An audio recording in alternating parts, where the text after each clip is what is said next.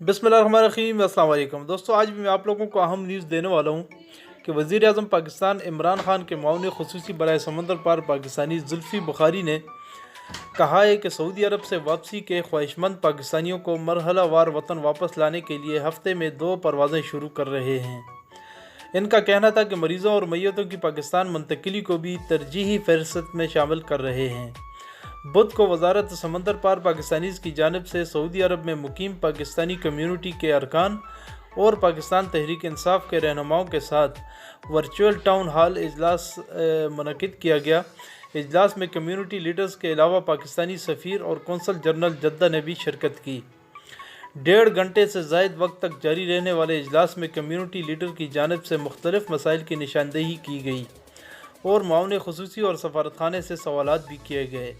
इन सवालात के जवाबात देते हुए जुल्फ़ी बुखारी ने कहा कि इब्तिदा में फ़ैसला किया गया था कि 2 परवाज़ें जद्दा भेजी जाएंगी, लेकिन बाद अज़ां कोशिश करके एक जद्दा और एक रियाज़ मुंतकिल कर दी गई है। पाकिस्तानियों को परेशान होने की बिल्कुल ज़रूरत नहीं है। अब हर हफ्ते ये परवाज़ें आएंगी। अगर कोरोना के मरीज़ों की तादाद में इजाफ़ा हुआ तो हो सकता है कि इसमें तब्दीली करना पड़ जाए। तहरीक इंसाफ सऊदी अरब के सदर अकील आराइन की जानिब से कोरोना वायरस की सूरत हाल के नतीजे में पाकिस्तानियों के बेरोज़गार होने के सवाल के जवाब में जुल्फ़ी बुखारी ने कहा कि सोशल मीडिया पर इन्हिसार नहीं करना चाहिए। फ़िलहाल हमें सऊदी हुकूमत का शुक्रिया अदा करना चाहिए कि उन्होंने हमारे लोगों का ख्याल रखा। मुत्तहिदा अरब इमारात से पाकिस्तानियों की वापसी के हवाले से एक सवाल के जवाब में जुल्फ़ी बुखारी ने मज़ीद कहा कि मुत्तहिदा अरब इमारात में ने लोगों की पाकिस्तान वापसी के लिए भी कहा। पाकिस्तानियों ने सफारतखाने के बाहर एहतजाज भी किया, तब जाकर परवाज़ें शुरू हुईं। उन्होंने कहा कि इस वक्त पूरी दुनिया में वतन वापस आने के ख्वाहिशमंद पाकिस्तानियों की तादाद 1 लाख से ज़ायद है, जिनमें सऊदी अरब में पाकिस्तानी भी हैं। इनको तरजीही बुनियादों पर वापस लाना है। सऊदी अरब से 70 मैयतों को भी पाकिस्तान वापस लाने के इक़दाम कर रहे हैं। इस मौका पर कौंसल जनरल जद्दा ने बताया कि जद्दा में मौजूद मैयतें कल पाकिस्तान रवाना कर दी जाएंगी। कम्यूनिटी अरकान कैसर जावेद और फ़र्रख रशीद ने तजवीज़ दी कि सऊदी अरब में मुकीम वो पाकिस्तानी जो कुछ माह तक वहाँ गुजारा कर सकते हैं, पाकिस्तान जाने की जल्दी ना करें। इनका कहना था कि सऊदी अरब बैरून मुल्क पाकिस्तानियों के लिए नौकरियों की एक बड़ी मार्केट है, इसलिए यहाँ से निकलना अपनी जगह खाली करने के मुतरादिफ होगा। जो लोग भी मुश्किल वक्त गुजार लेंगे वो सऊदी अरब में ही रहेंगे। इस पर जुल्फ़ी बुखारी ने कहा कि ये तजवीज़ मुनासिब भी है और हुकूमत भी लोगों से यही कह रही है।